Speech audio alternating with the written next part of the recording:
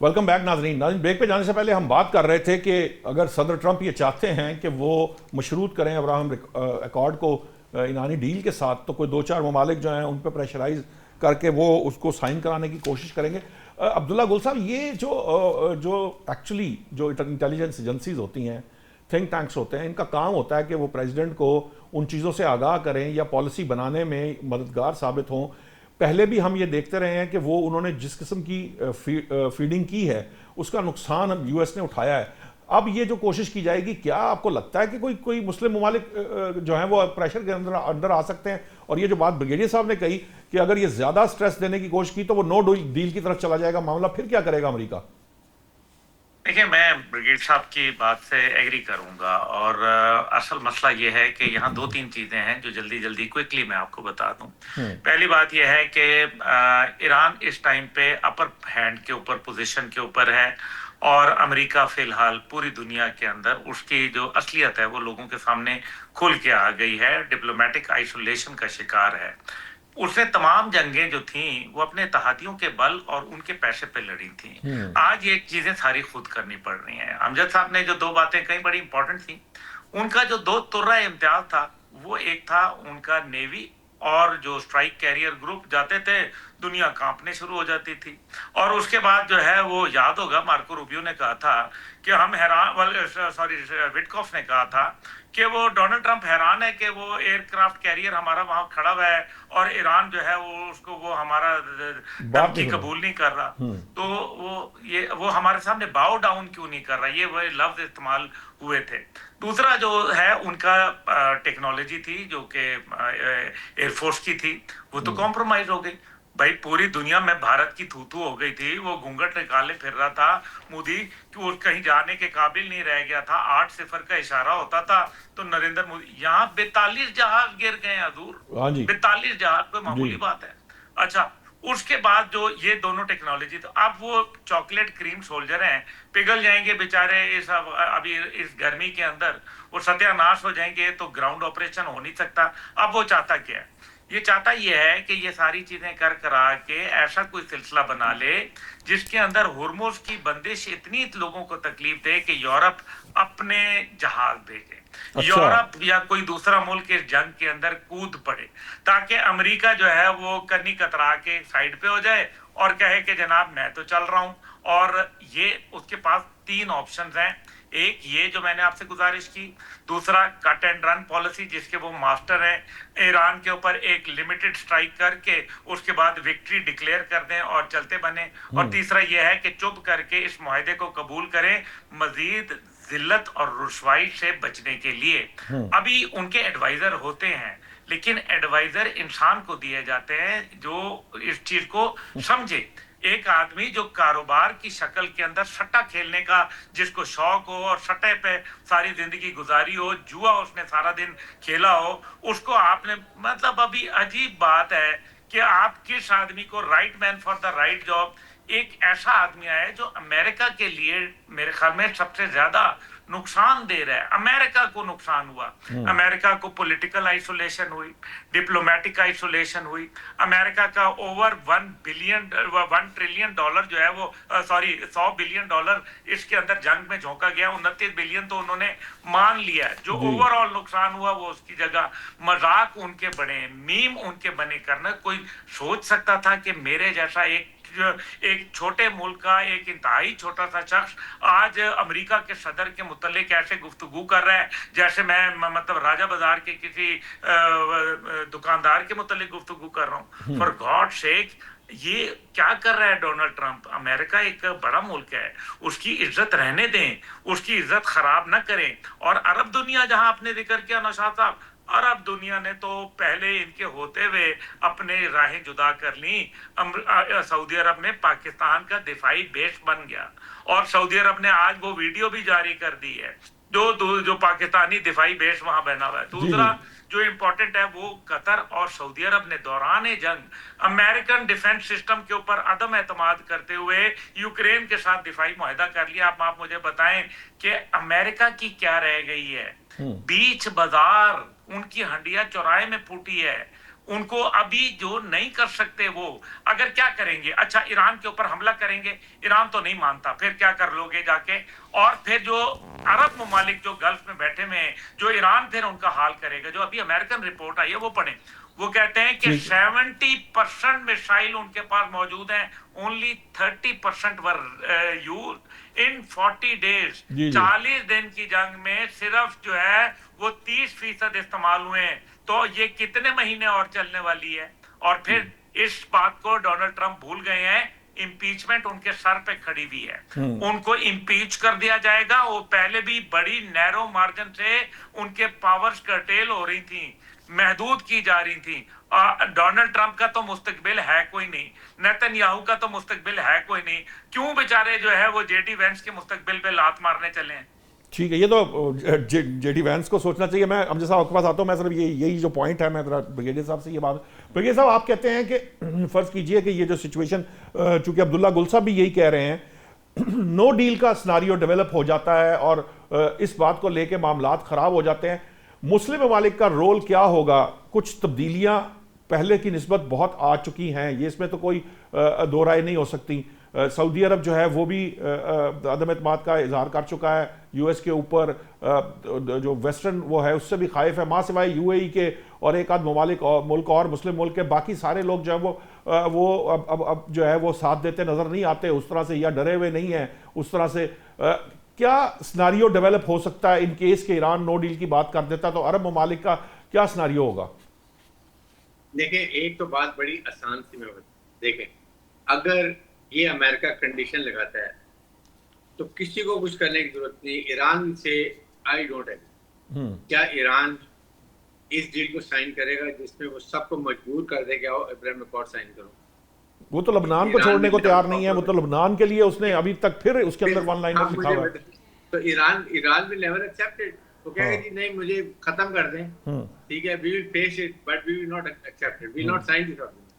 आप Abraham accord मुल्कों से करा लें, I don't act, it's end of it.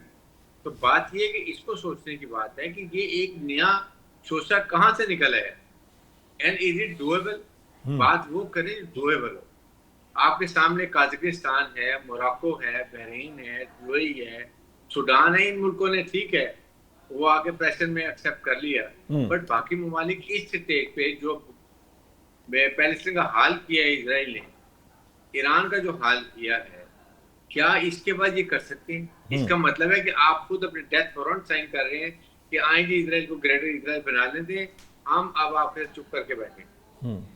इसलिए अभी से ही ये थिंकिंग शुरू हो गई होगी व्हाट नेक्स्ट इस्लामिक और अरब ममालिक की। पहले ही वो सफर कर चुके हैं कि उनकी यूनिटी नहीं थी, और अभी they will have to realise कि क्या इनको नई स्ट्रेटजी बनानी चाहिए जो कि अरब ममालिक को इस्लामी वर्ग में इकट्ठा करे, यूनिटी लेकर आए। आपके इतने रिसोर्सेज हैं जो दुनिया में अरब ममालिक का पैसा कमाते हैं ऑयल गैस से, और वो जाके अमेरिका में इन्वेस्ट कर देते हैं। Why don't they invest in Pakistan, तुर्की है और ममालिक में जहाँ हार्डवेयर बन रहे हैं, डेवलपमेंट हो रही है, पैसा भी सेव, तरक्की भी होगी, वहां पर आपकी जो वेपन इक्विपमेंट लेने। आपको लगता है ऐसा कोई एंटी इसराइल ब्लॉक बन सकता है जो इसराइल पर हमलावर हो जाए in that case, in that scenario? Sir, Israel पे हमला करने की जरूरत ही नहीं है। जस्ट वो अगर ये कह दें कि आज के बाद अगर इजराइल ने ऐसे बात की, no flights over Arab states, Israel commercial flights, no trade with Israel, Ibrahim accord को सस्पेंड कर दिया, इजराइल अपनी मौत खुद मरेगा। But the only thing is you have to be united, that is what it is. अब जैसा ये जो मसला, अब ये तो फिक्रा तो कि ये जो प्रोवाइडेड के वी गए स्टैंड्स यूनाइटेड, ये तो हम नहीं हुए, ये तो फ़लस्तीन हो, कश्मीर हो, पता नहीं कौन कौन सी बातें हैं, OIC इनकी अपनी अरब लीग के अंदर के मसाइल हैं, फिर मुस्लिम ममालिक के हैं, अरब अजम के मसाइल हैं। आपको लगता है कोई इस तरह का सिनारियो डेवलप डिज़ाइन हो सकता है इन फ्यूचर जिसमें ये इस लेवल तक चले जाएं कि ये करने पर राजी हो जाए? इसमें मैं थोड़ा सा इससे हटके मतलब इस्लामी ममालिक के जब हम बात करते हैं ब्लॉक बनाने की, उसमें यकीनन जिस तरह से आपने कहा तफरीक हमें नज़र आती है, और उनके मफादात हैं सबके अपने अपने, जैसे UAE है उसके अपने मफादात हैं इस वक्त, और बाकी कुवैत के अपने मफादात हैं, बहरीन के अपने हैं मामलात। जिस वजह से यहाँ पे हमें कुछ तफरीक नज़र आती है इनमें।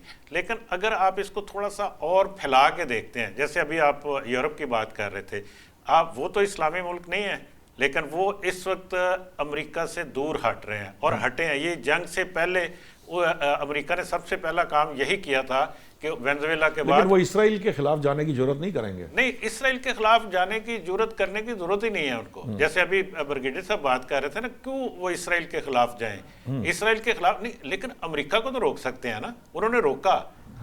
ग्रीनलैंड का क्या मामला था कि रोका ना उन्होंने। हाँ जी। अभी देखिए इस मामले के ऊपर जो इस वक्त यूक्रेन और रशिया की जंग है, इसमें उनके बहुत डिफरेंसेस हैं, बहुत ज्यादा एक दूसरे से दूर हटे हैं वो। और अमेरिका ने बिल्कुल हाथ उठाया और उन्होंने कहा ठीक है अब जाएं। अभी इस जर्मनी और फ्रांस का आप मौकफ देख लें, वो तो अमेरिका के बिल्कुल अलग है ना।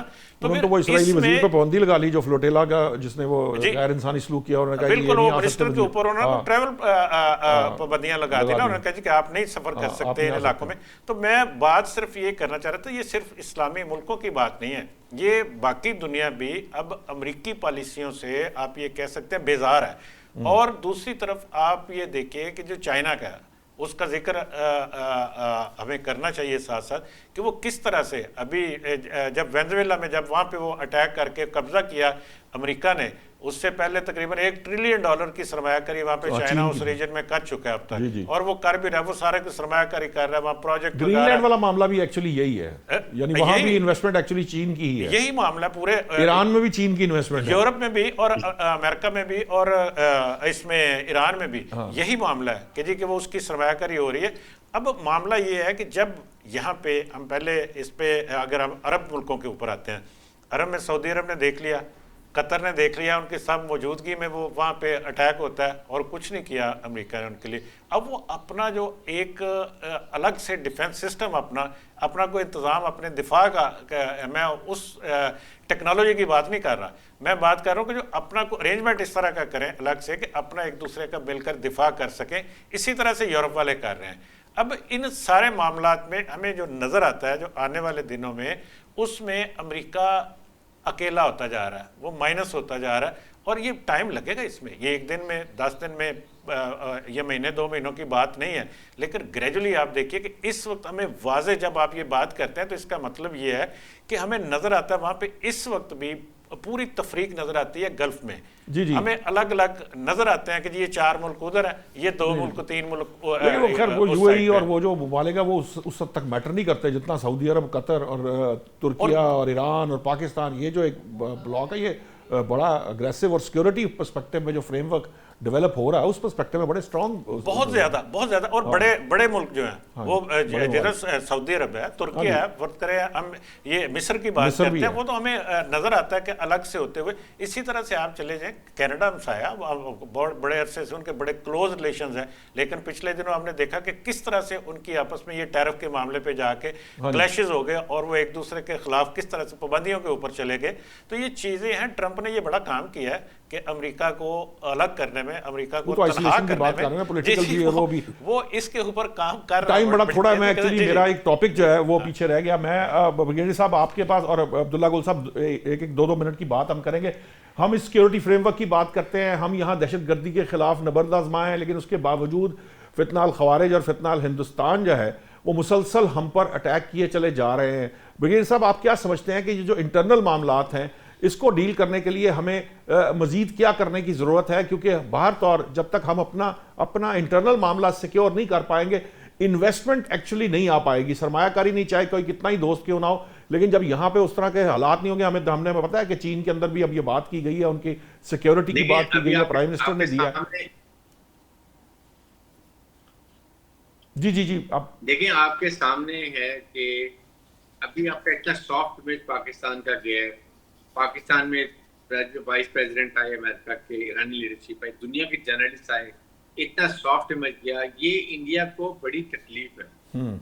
और अभी आपके सामने जब ये नजर आया कि जी कॉर्ड साइन होने वाला है, एक फेज 1 आ रहा है, कहते हैं नेक्स्ट वीक हो सकता है 2 हफ्ते बाद वहां पर पाकिस्तान फिर ये डेलीगेशन आए दुनिया से, दे आर डूइंग इट। वो एक स्पॉइलर के तौर पे यही काम कर सकते हैं ना जो कर रहे हैं कि उन्होंने धमाका करा दिया, एक और कोशिश करेंगे। पाकिस्तान की सिक्योरिटी फोर्सेस, इंटेलिजेंस के फोर्सेस टोटली चुकन्ना है, 24 घंटे लगे, 1 आवर इंसिडेंट हो जाता है, लेकिन बहुत ज्यादा तादाद में हमने पकड़ लिए जो इनके बैटर्स हैं, फैसिलिटेटर्स हैं, इनको प्रोटेक्ट करते हैं, उनको भी पकड़े हैं।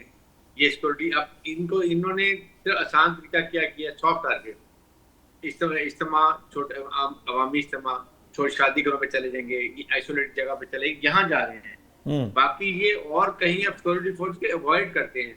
ये क्योंकि ये भी जो हालात हो रहे हैं कि अमेरिकन शायद हो सकता है प्रेसिडेंट भी अगर हालात ठीक हो शायद आ जाए, ये तकलीफ है, इसलिए ये जरूर अच्छी कोशिश करेंगे अटेंशन डाइवर्ट करने के लिए, डराने के लिए, हार्ड स्टेट बताने के लिए कि पाकिस्तान में सिक्योरिटी एनवायरनमेंट ठीक नहीं है। ठीक है, लेकिन पाकिस्तान विल मैनेज इंशाल्लाह एवरीथिंग। ठीक है अब्दुल्ला गुल साहब, ये जो सिचुएशन है, जो बात बरगेजी साहब कह रहे हैं, पाकिस्तान भरपूर कोशिश भी करेगा, मैनेज भी कर लेगा, लेकिन इंडिया का जो किरदार है वो बड़ा जिसे कह लीजिए कि प्रॉब्लमैटिक है पाकिस्तान के लिए।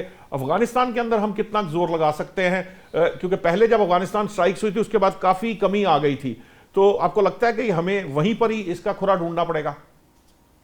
देखिए जी, उड़मची टॉक्स के बाद पाकिस्तान ने जो स्ट्राइक्स थी वो तकरीबन कम कर दी थी।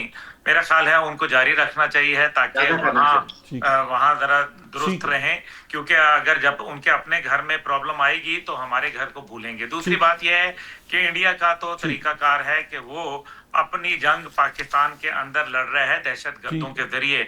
मेरा ख्याल है पाकिस्तान को अब अपने हाथ बांध के नहीं रखने चाहिए। हम बंदे हैं तुम्हारे जैसे, जो तुम करोगे हम करेंगे। ठीक है, बहुत शुक्रिया अब्दुल्ला गुल साहब, आपका पॉइंट आ गया। हमें एक्सर्ट करना पड़ेगा और हमें स्ट्राइक करना पड़ेगा अपने आप को सेफ रखने के लिए। अली सर नकवी साहब आपका, ब्रिगेडियर हारिस नवाज साहब आपका, अब्दुल्ला गुल साहब आपका बहुत शुक्रिया, अमजद इकबाल साहब आपका बहुत शुक्रिया। नाज़रीन, आज तक के लिए इतना ही। कल नए मौजूदात के साथ हाजिर होंगे। अल्लाह निगहबान।